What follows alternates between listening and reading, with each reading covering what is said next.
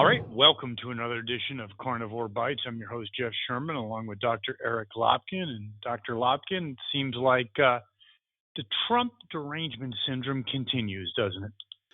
It really does. The Democrats have decided they no longer care that the Mueller investigation found no collusion. They are determined to get any kind of dirt they can on Donald Trump because they know they don't have a shot at a legitimate win in 2020. I believe that's true, but do you know that in the poll numbers, first of all, by the way, Trump officially by Rasmussen, officially for the first time cracked 51%. Your comment on that? I think he's always been around 50%. But this is official, so if you have the Right. 5 or 10% fudge factor, then he could be approaching 60. Yeah, I mean, we have the problem with the polling that none of the polling companies have changed their methodology since the 2016 election. So they're still not really counting Trump voters. Rasmussen has always been a little more accurate than the others. But now you've got a lot of independents and folks that maybe aren't as conservative, but still are in the Republican camp coming forth going, yes, I support Trump. I like what he's doing. Now that the Mueller investigation is over and the Democrats really seem like they don't have a leg to stand on, there's a safety in coming forward. Beforehand, if you came forward and you said, yes, you support Trump, you were attacked on social media, you were attacked by friends and family. That's really what the left had turned to. So now you're seeing that turn around. Okay, so also politically, is poll numbers are starting to decline for Democrats because of their obsessed Trump derangements. In other words, thinking that they're going to, and let's be honest, they actually think that Schiff and the others think that they're going to find something that Mueller didn't. Oh, they're convinced they're going to find something because they are going to go over every document, everything that Trump has ever done, ever said. Honestly, there isn't a person on the planet that could survive the scrutiny that they are putting him under and not find something they did wrong. And Of whatever course, but what do you they think about the find, polls? What they'll do make you a think of big poll? deal. Okay, but what do you think of the poll numbers starting to shift downward for the Democrats? Well, it's not surprising. The same thing happened to the Republicans when they refused to let go of the Clinton investigation. They kept going after Clinton. Their poll numbers went down, and the Republicans ultimately got beaten badly in that following election. Yes, they certainly did. And actually, Clinton's numbers went way up almost to the 70 percentile in Yes. spite of which, by the way, I was watching and as a conservative, I was like, what the heck are you doing? This is ridiculous. So they overreached. Do you think the Democrats are overreaching now? Oh, they're definitely overreaching. And I think they're going to continue to overreach because they don't have a platform to run on. And I think they're realizing that the far left platform that the people who just came in 2018 are pushing is alienating most of America. Agreed. Yes, I think they're overestimating the palatability of a far left agenda. Even you look at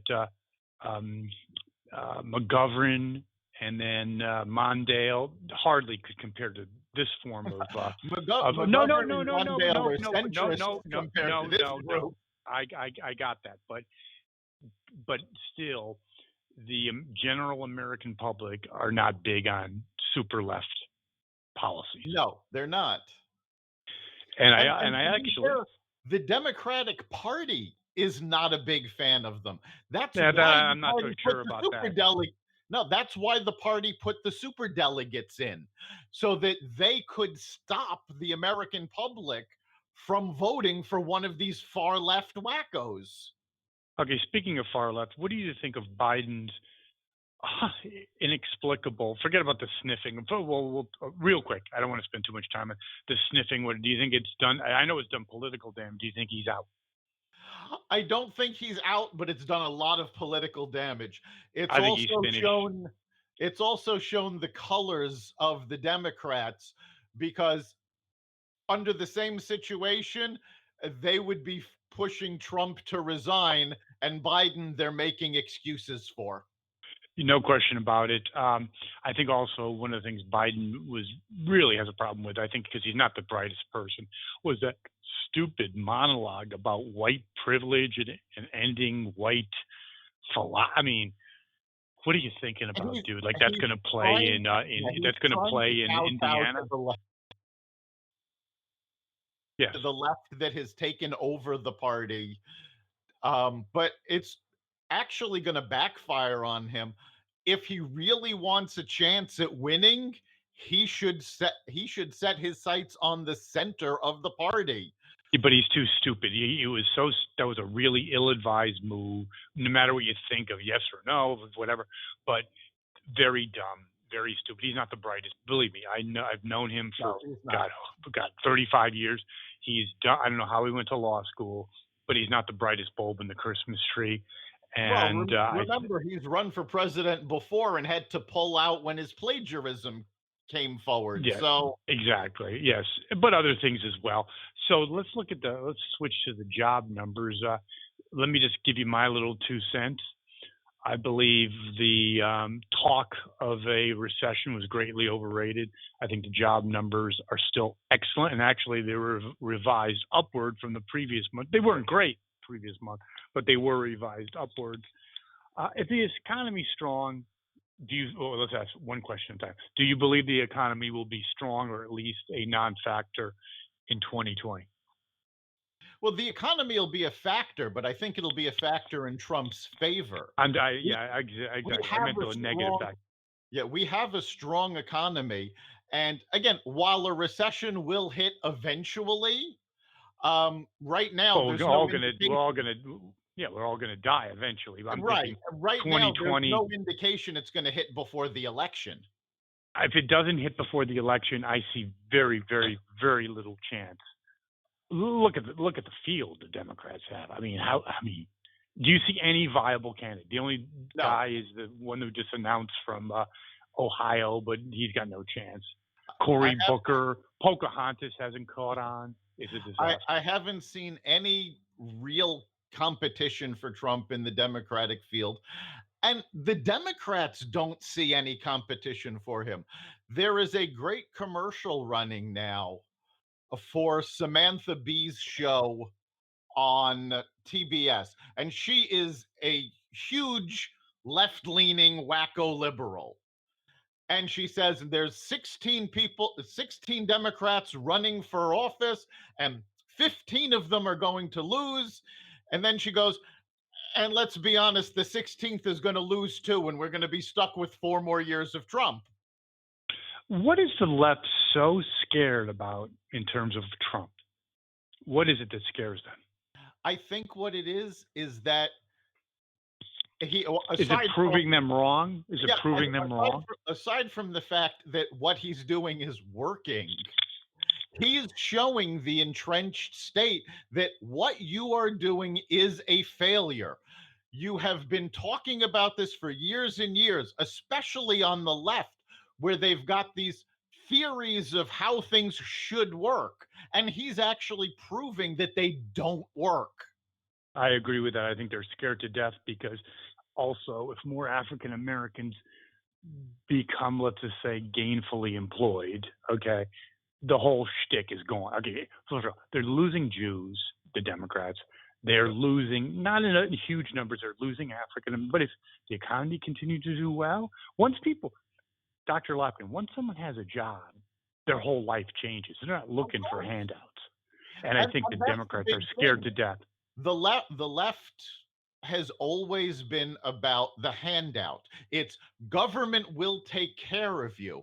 And now Trump is showing that when government gets out of the way, people can take care of themselves. They don't need the government. Yes, but one thing about the Democrats in terms of being so altruistic and having the government help. They're doing it just like they believe in open borders, not because they actually believe in it. It's a failed ideology, and it's a way of them keeping up their base or keeping up some form of a base. And that's why they need, if you will, the African Americans on the reservation. That is indigent and unemployed. By the same token, they're trying to get different states to lower the voting age to 16. It's obviously, I got that. It's obviously indicative, Dr. Lopkin will close on this, of a party that is desperate. Yes. So if everything was great, you wouldn't worry about, well, why not have 10-year-olds vote? And it also says a lot about their ideology, doesn't it? It's like, okay, we know anyone that has a brain is not going to vote for this crap. Let's move it down to 16. That's it. I find it absolutely hysterical, especially here in Connecticut, where you have lawmakers actually saying we have to raise the age for people to smoke because they're not capable of making that decision. We can't allow them to have a full driver's license at 16. We've got to push that up over 18 because they're not responsible enough to handle it. Oh, but let's let them vote. They're fine to handle that. Well, they're not fine. They know that with experience, people become more conservative. So basically they're looking, because they know there's really no chance for a thinking, normal adult saying, gee, Cory Booker is my man. No, they've got a lock hold on the wacko left. They've lost the bulk of the country. And they're honestly, even if they allow illegals to vote, even if they lower the age to 16, they're not getting that group back. And the Electoral College will keep them out of office in 2020. I would agree. By the way, there's no way they can pass 16 or anything because Trump's is going to veto it, and they do not have a veto-proof majority, so that's done. Oh, yeah. So it's all window dressing. Well, Dr. Lopkin, another great edition of Carnivore Bites. We'll do it again next week. See you then. You've been listening to Carnivore Bites, part of the Exvadio Podcast Network. You can catch us every week at exvadio.com/podcasts, on the iHeartRadio app, the Apple Podcasts app, the iTunes Store, Spotify, and wherever you find podcasts. You can also catch us live every Friday at 4 on WESU FM 88.1.